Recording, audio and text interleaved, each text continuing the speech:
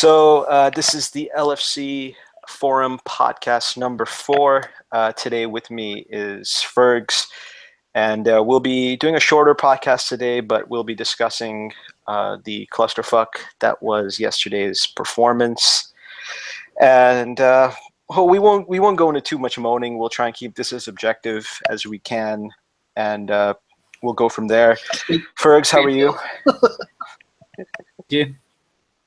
No, not so bad either.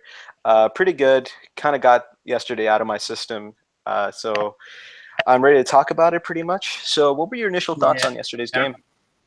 Well, yeah, I've calmed down a little bit now after 24 hours or so. But yesterday, disappointment and kind of just acceptance of naivety.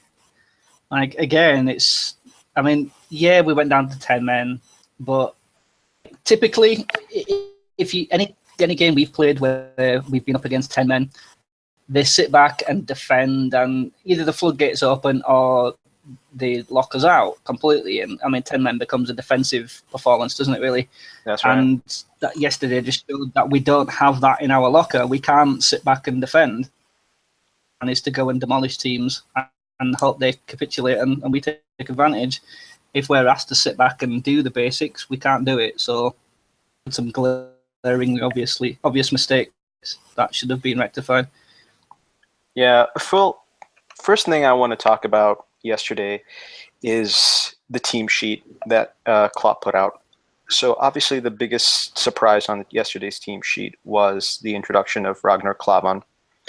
I was quite surprised that he played. And the other, I won't say surprising aspect of yesterday's team sheet, but was certainly the return of Trent Alexander-Arnold. I'd say so far most would consider him to be our starting right back. But considering the performance that Joe Gomez had against Arsenal, it was one of those that could be a toss-up. And yesterday Trent didn't look very good at all. But again, I'm a little bit surprised at Klopp's insistence on putting Ragnar Klavan in. At least after the game, he suggested that Lovren was somehow not fit. But again, I question that a little bit, because what do you mean? What does he mean by not fit?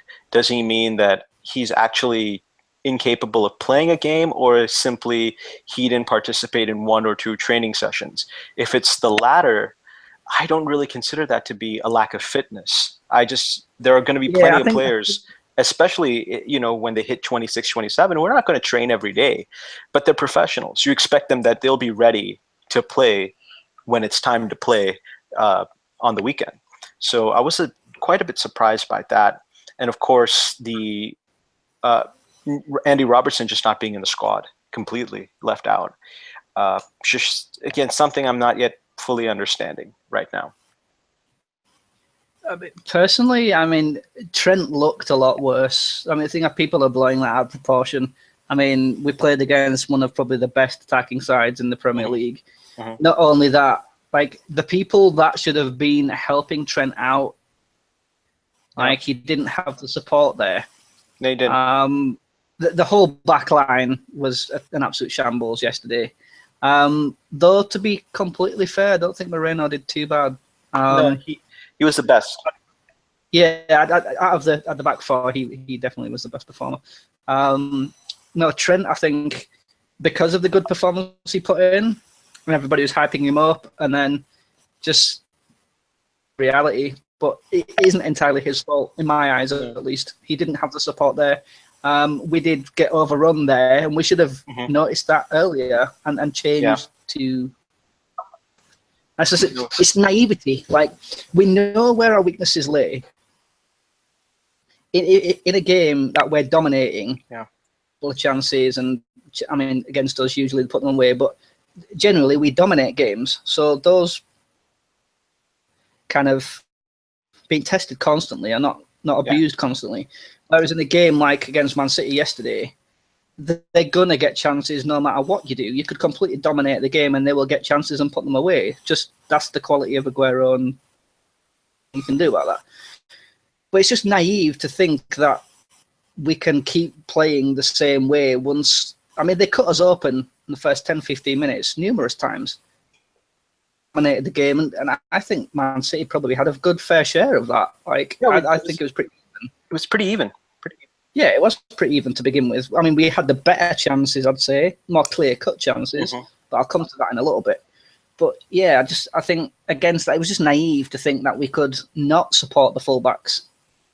And we're so used to pushing up that when we are pushed back, we don't know what to do. Like, defensively, we're so naive and so uneducated, like, and unable to rely on instincts because they just don't know what they're doing. It's frustrating.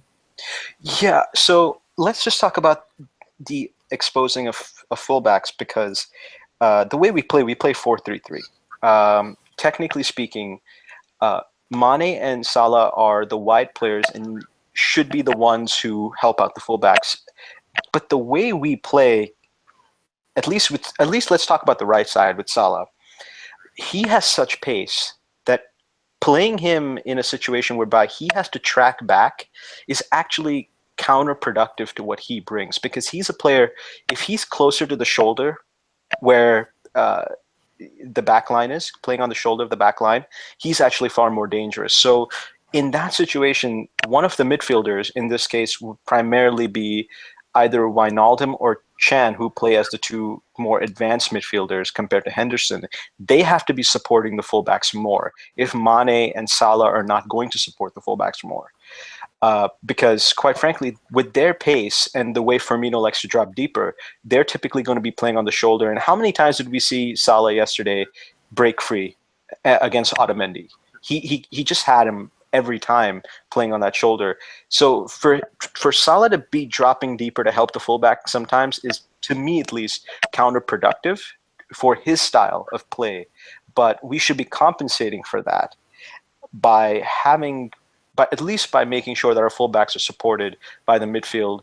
And then what will end up happening is Henderson will actually end up being more exposed as a result of that, because I like Henderson, but he is not a prototypical defensive midfield player. So it's going to be a problem that way. So again, for me, it's not just a personnel issue. It's a philosophical issue in the way we set up to play when we don't have the ball. And I don't know if we'll ever fix it right the way we've been going. I mean, I can't disagree with any of that. I was kind of waiting to see whether you'd bring up the sort of midfielder being exposed, or the deeper midfield being exposed there, in the fact that we have our two more advanced players doing the cover of the wing back or the wingers, and yeah, that does leave the centre open. Now Firmino doesn't drop deep enough. It is, but it isn't. Kind of, if you look at it on paper, it shouldn't be his job. But yeah, we do need another man in there. So I think that's just the fault of the 4-3-3 system. But I mean, I believe that when we're playing defensive or when the other team have the ball, that should become a 4-5-1. Like, there should be no excuse for it. No, we have the pace and the energy on the wing to be able to make the quick break in Mane and Salah. So why do we not revert to a 4-5-1 in that situation?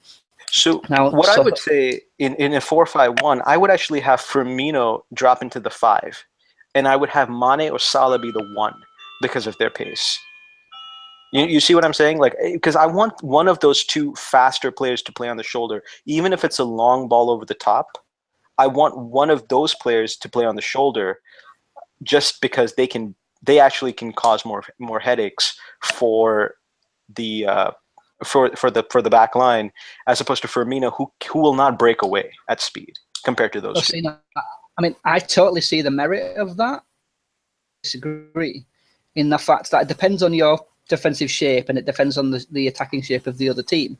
Now, say if they're attacking down our left, so Mane's dropped in deep, helping out Moreno. We have Chan or Gini, whichever of the two, there as well, supporting and holding the bank with Henderson.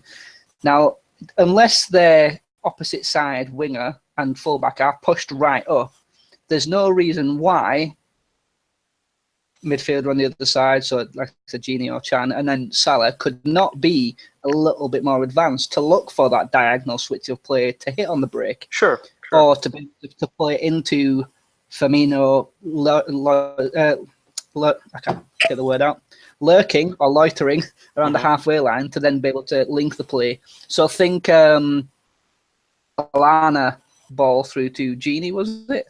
where he kind of did a little turn on halfway line. This was a couple of games ago, and then also at the end of last season and played the ball through. Like the end of last season. Okay. Just sort of that. So you have Firmino there to link the play, and then you have the speed on the opposite wing. So there's, I mean, merit of having one of the speedsters up front in that situation, more from having that additional person there to link the play and the speedster on the other side. The enemies or the opponents. So I guess what I'm saying is I don't necessarily, when I say the one, I don't necessarily mean through the middle necessarily. I mean the one being the most advanced. So in this case, it being maybe Salah, because even if he's playing from the side, actually I like that because making diagonal runs is far better than just simply trying to break the offside trap when you're playing vertically.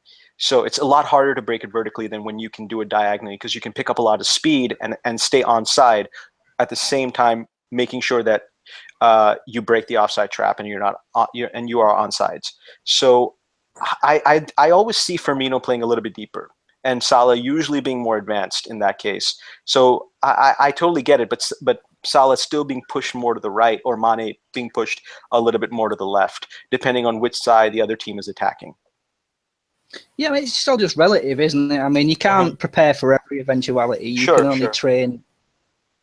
You should really be able to get through it through pre-season. You should be able to train for a set scenario in regards to and of the opponent when they attack, and so you should be able to be in the right position.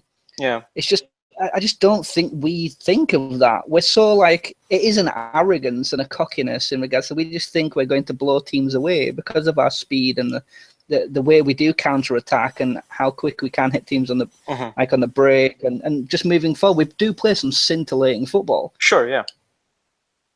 When we have to sit back and then the pressure and let the team play in front of us, we just fall apart. Like the whole yesterday in the defense when Aguero got that goal was unreal. Just absolutely unreal for a player of his quality to get that much space. Yeah. There was a catalogue of errors there. I mean, Henderson's ridiculous. Yeah, it was a really bad header. And then Wijnaldum got muscled off the ball. Or maybe a foul. See, I think he was fouled. Yeah. Like, I have this, I mean, I ref a lot of Sunday League games, and I have a lot of people complain about me pulling people for this. But it's like, the second you stop playing the ball and make an attempt to challenge the man when you're not in control of the ball, like, if you watch what happened, the ball is still in the air from coming down. So there's no way either of them are in control of the ball, or could be considered to be in control of the ball, or even challenging for the ball. So in the rule book, so I can't even remember who it was. Muscled Genie off of the ball, or muscled Genie out of the way. Was it Fernandinho? Yeah, possibly. I can't remember. But I mean, he challenged Genie. Didn't come anywhere near them. It's kind of like shoved him out of the way. Fair enough, it was shoulder to shoulder, but he's not playing the man. He's not playing the ball in that instance. Like an obstruction kind of thing. Do you know what I mean? So like, when you're running at somebody and they just don't get out of the way. Yeah, you're stopping them from being able to make an attempt to play the ball. So foul. And then the play from there, I mean, that was just ridiculous for him to be able to find that amount of space. Yeah. Into another. Don't get me started on the positioning for that either. Like, was ridiculous. There was one. To be fair, he had a good game in general, but the way he came out, I mean, he gave the right hand, or his left hand side, but Aguero's right to go that way, but then goes to ground straight away. Like, it was naive and it was ridiculously poor of him to do that. He's already given him the way to go. Stay on your feet.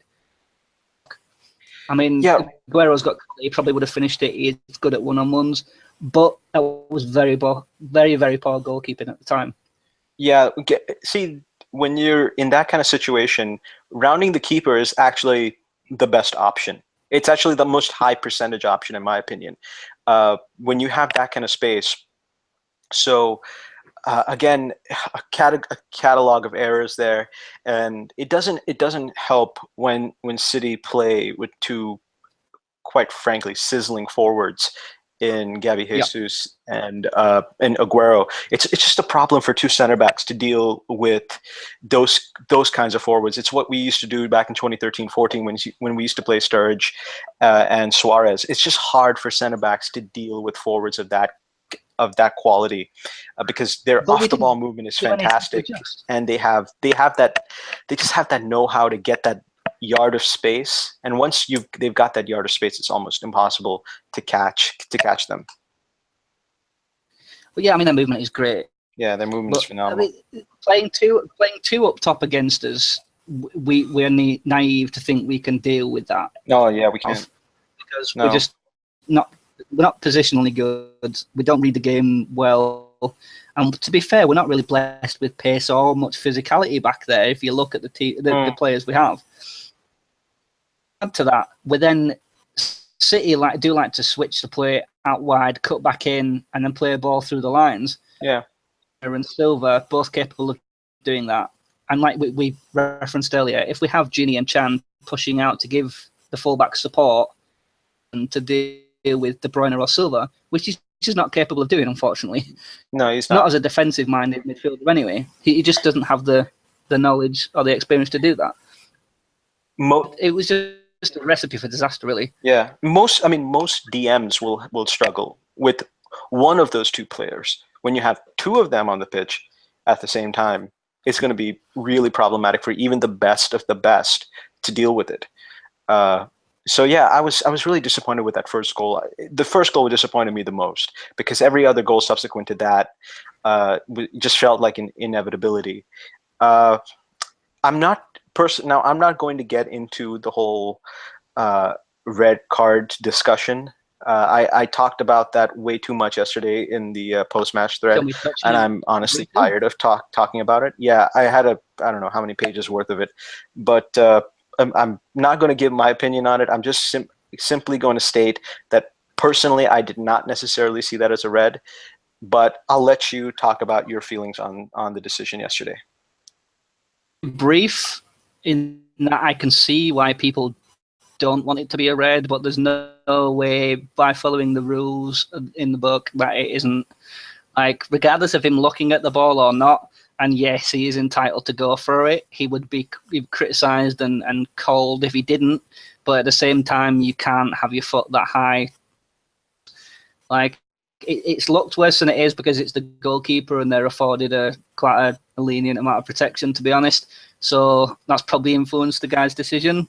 But it's dangerous play. His foot shouldn't have been that high. He should have pulled out knowing the keeper was coming. So it's a red for me, and I'll leave it at that. Okay, got it.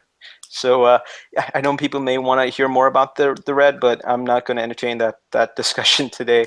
I've had my fill of it, and we can, because I don't think it was obviously the turning point of the game, but again, what's happened is happened. I personally, the red, I think they could have stuck that amount past us anyway.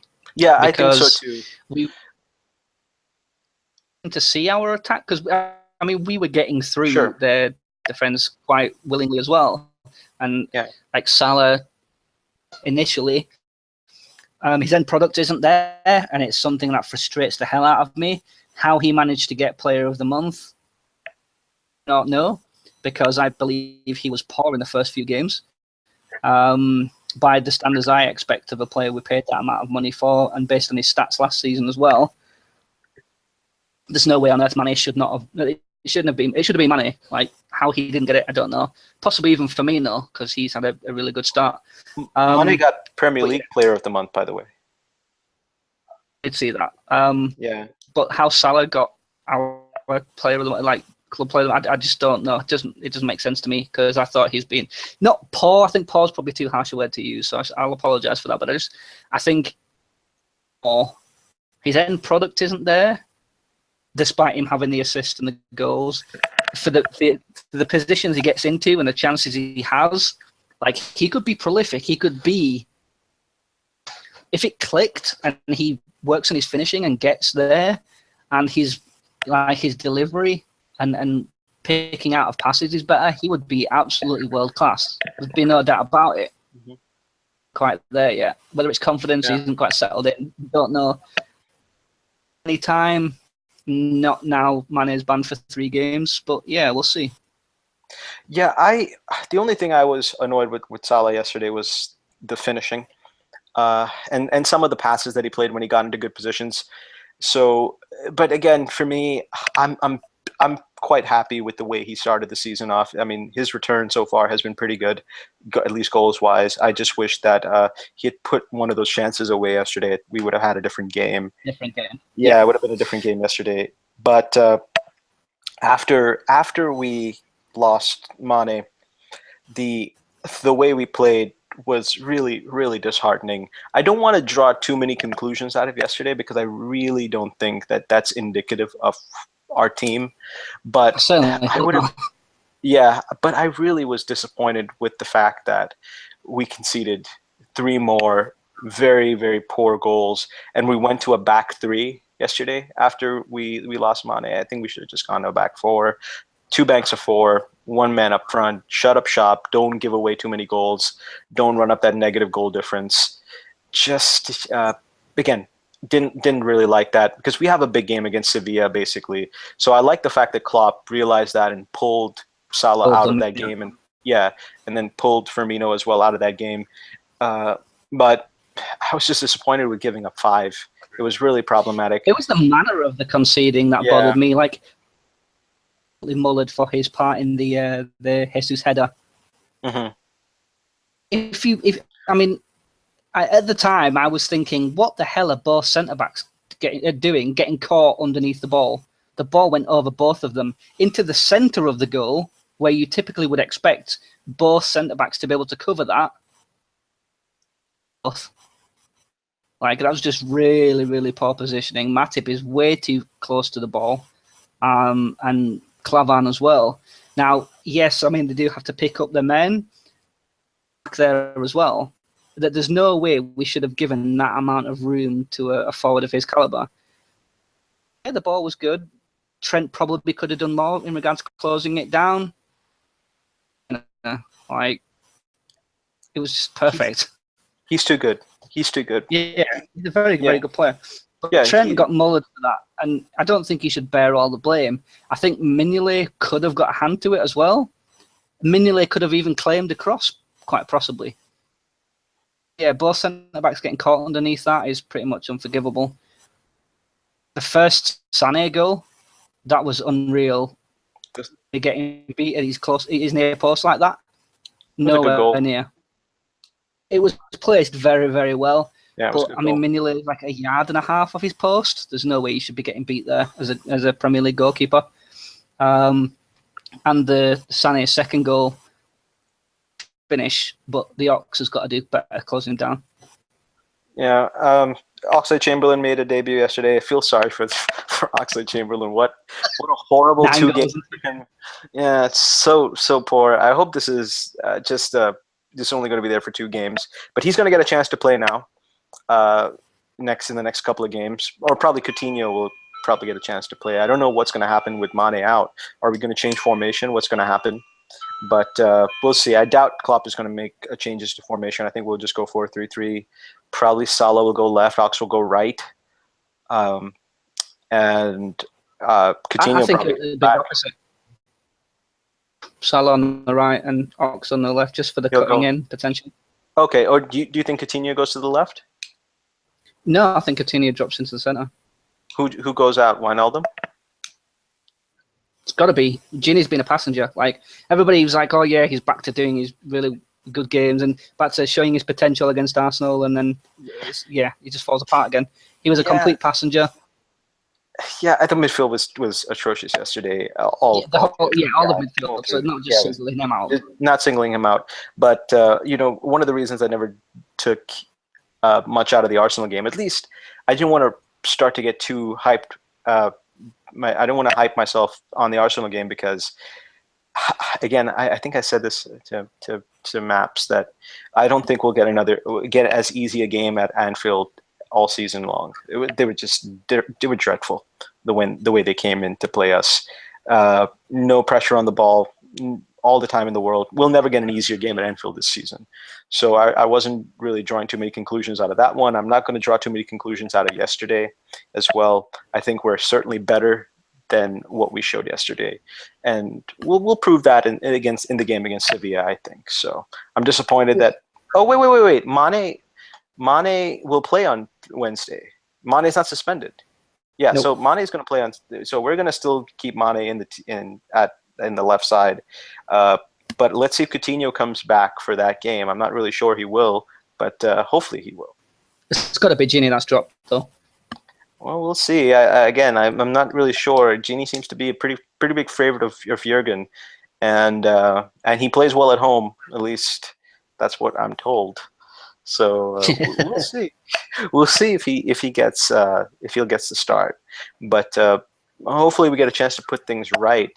But yeah, yesterday was, one of the games to get out of memory, and yeah, that's about it. I personally think that's indicative of our defensive frailties and typical defensive performances, because any team with any sort of passing and movement in the final third is going to cause us all kind of problems. You don't even need to be a top team, but having and making the right decisions.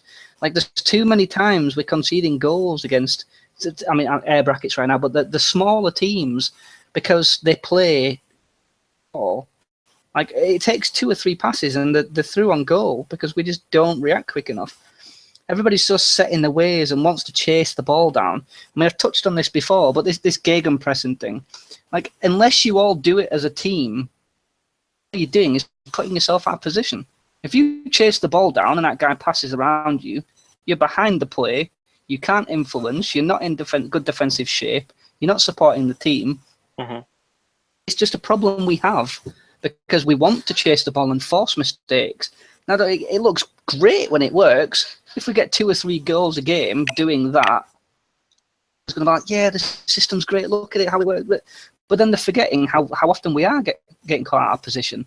Like, was it the Sané goal yesterday where played the ball? It was just like a little 1-2 behind Trent. There was nobody there to support him, and he just strolled through like there was nobody. Well, there wasn't anybody there, but he just strolled through like it was a walk in the park. Yeah, it was ridiculous. Like, Trent should not have been the man getting passed around there. It should have been Salah, for example, or whoever's in front of him there. So Trent's sitting there to break up that play and cover the run. Mm. He got left short so many times. Now, don't get me wrong, he did have a bad game in general.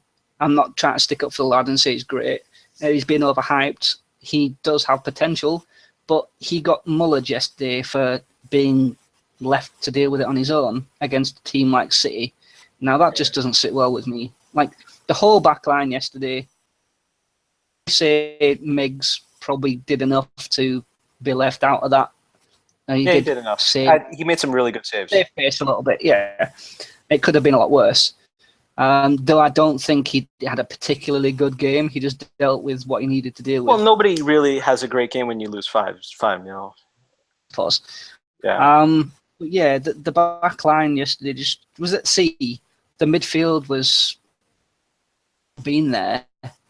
And yeah, we were wasteful in front of goal. Yesterday was just a poor performance all round.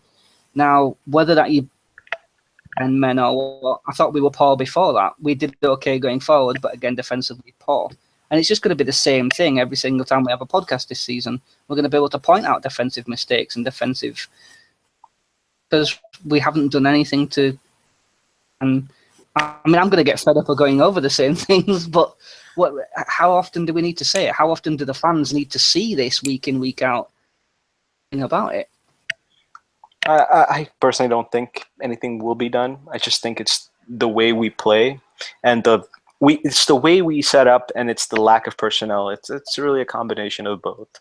But yeah, it's something that I will touch on maybe at times, but by the same measure, I'm also not going to talk about it too much because it's almost redundant to talk about the same thing, because because we are going to see it each game. We're not going to be a good defensive team. I just know that. We're not going to be a good defensive team. Do I think we'll improve from season to season? Again, maybe if the personnel improves, sure. But given the fact that the personnel has not improved in midfield this season and in the center back positions, no, I'm not. I'm actually going to say that we're not going to be better than we were last season defensively. Again, it's funny that I have to say this, that at least for me, the best defender to start the season has been Alberto Moreno. I can't believe I'm saying this. Yeah, I was going to say that as well. I mean, there's been a lot of reasons, like in regards to the way we play, to say Newcastle of the early to mid 90s. And I mean, I think they were a better defensive unit, despite them shipping so many goals. I mean, I feel like I'm repeating myself, but it's a frustration, it's a bugbear in the fact that we can see it and it hasn't been addressed. It's just like, money. It's the transfer window. Go and buy players that you need. You have an open book. Identify and purchase the players you need. You have an open checkbook, because that's what was bandied around. Look, you have 200 million war chest. Go get the people you need. Yeah. And bar Robertson, we didn't buy anybody defensively, yet we let 2 defenders go. Lucas there as a defender, because he did play a little bit there. But I mean, so we let Cover go, and then Sacco, he wasn't getting games, but we let him go, despite him being better than the majority of our defenders. So like, what is the thought there? I mean, do we have a plan for January? I bloody hope so. If we don't, it's just like business, really, really bad business. It's comical. You know the plan for January is? I can tell you. We couldn't get the targets we wanted. No, it's not that. We're gonna get Markovic ready. That's the plan for January. Brand new signing right there. Brand new fucking signing. Yeah, I think that's the master plan all for the entire season. It's going to be basically get Markovic back into contention for the first team, and then we put everything on his back and we go as he goes. That's it. That's my thing. That's what I think is going to happen for the rest of the season. But the thing is, again, I'm still optimistic for this season because we have such a dynamic offensive team, and we can look pretty damn good when we want to, and we looked good yesterday. Well, when it was 11v11, we looked pretty good. I was still confident, even though we were down 1-0. Prior to the Mane sending off, I was pretty confident we'd get back in that game. We'd score for sure. I wouldn't say that we would win the game, because we might have lost the game. We might have lost the game 3-1 or 3-2, possibly, because we were playing away from home. But I still felt that we were going to be in that game before Mane got sent off. So hopefully I guess we'll wrap this podcast up. I think we've run about half an hour here. Well, I was just trying to say quickly. Yeah. Is that just on a slightly positive note, because it has pretty much been doom and gloom. On and did pretty damn well again. He had that one nice little turn, didn't he? That one little turn, he turned the defender. A couple of really good little things, like just his hold up, but his link up play as well. Like, for such a big, strong lad, he's pretty damn good with the ball at his feet, and he was making runs into position. He was holding the ball well. I think he had a really good little cameo there. So it's going to be interesting to see more game time and whether or not he can be kind of the plan B from the bench kind of thing. Yeah, I don't think it's going to be plan B, because I think Sturridge is still going to be plan B over. I think that's the only reason Solanke got time, was because the game was pretty much gone. Yeah. Which is why instead of giving Sturridge time, might as well give the young kid time. Same situation would have happened if Marko Grujic was on there as well. I don't know if he was on the bench, but if he was there, I'm sure he would have got some time instead of Milner, because there's no point of playing James Milner there. If you're going to lose, and you're going to lose heavily, you might as well play one of the younger players and let them get some minutes on the field. So this way, Solanke did well. Again, I'm not going to rush to coronate him, because we've seen players do well in cameos. I don't like to judge things on cameos because players can look good in cameos. They can always look good in 15, 20-minute stretches. They can do a few nice things, especially when you're losing so heavily that any positive will look really, really good. Yeah, I was going to say looking for positives. Yeah. Yeah, any positive is going to look, phenomenal. Like, oh, you nutmegged a player. Ooh, wow. Oh, we got a player right there. No, I don't really get too far into those kinds of things. It's the same with any sport, actually. Any sport. When over here in the United States, we call it garbage time. Basically, when the game is done, we call that garbage time. And players, there are always players who look great in garbage time. So I'm not going to get too caught up with that. But hopefully Wednesday, hopefully Wednesday we beat the shit out of Sevilla, and we get that Champions League start off the right way. Because last time the only thing I remember of the Champions League was Balotelli scoring a late goal. That's about it. Everything else was shit, and I've forgotten about it. We do all of them. It would be nice to see us turn up, give them a good stuffing, and yeah, say, look, that's payback. Yeah, payback for them. Yeah, it would be nice, and I think we will. I think I mentioned this with Maps in the podcast that we did, the Graveyard podcast that we had to redo. That the group that we've got is a group where I think we shouldn't lose even one single game. The toughest game will be Sevilla away, but I think if we can get past that one, we can legitimately walk out of this group without having lost a single game. I think our attack is. I think the away game at Russia and the away game at Sevilla are ones for potential slip-ups. Russia just because of the distance travelled. Yeah, possibly. Sevilla just because, they did okay at home. Yeah. The potential hang-ups, but there's no reason we shouldn't get through the group. Yeah, absolutely. Really. Absolutely. Yeah, perfect. All right, Fergs. Thanks for joining me, and good to get off my chest. Yeah, good to it was not a moan session. I thought, at least it was pretty informative. We talked more specific things rather than just moan about and bemoan the situation. But hopefully everything works out well on Wednesday, and then on to next weekend. We get back home and we get this out of our system permanently and climb to the top. On a positive note, United, their perfect start to the season has ended, which was nice. So I'm happy about that. So yeah, all in all, it was not a terrible weekend, at least I would say. No, and Larissa, get a mic. Yeah, Larissa, you fucking get a fucking mic. Yeah, get a mic. But no, it's been good. It'd be good to get a couple of new faces on here, dude. Yeah, absolutely, absolutely. We just need differences of opinion, because kind of for the most part, I think I do agree for the most part. Although maybe when it comes to defensive things, I'm a little bit more kind of fussy. Maybe the midfield and the defensive side, I think we have slightly different opinions, which is why I think we had that conversation that never got recorded, unfortunately. Yeah, that was a really good conversation. That we never got that recorded, unfortunately, because of my stupid cell phone. But we'll definitely get more. I think through the course of the season we'll have more differences of opinion, and we'll have different posters. But for the start, I think it's been pretty good for the first 4 or 5 of these, because once we have them on consistency, and then I think it'll start to grow within the forum community, and more people will want to participate. But I think right now it's just more about keeping the consistency and making sure people can expect a podcast to come through at least once a week or twice a week at times. Perfect. Works for me. Perfect. Yeah.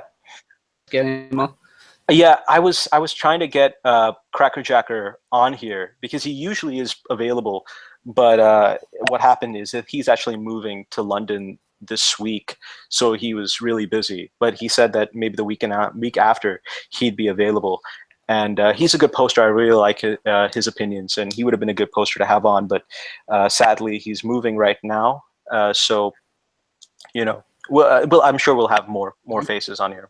Yeah. Yep. Right, it's been a good one, dude. So thank you very much, and I'll catch you next week. Yeah, absolutely, Fergs. Yeah, good night, Fergs. See you later, dude. Take care.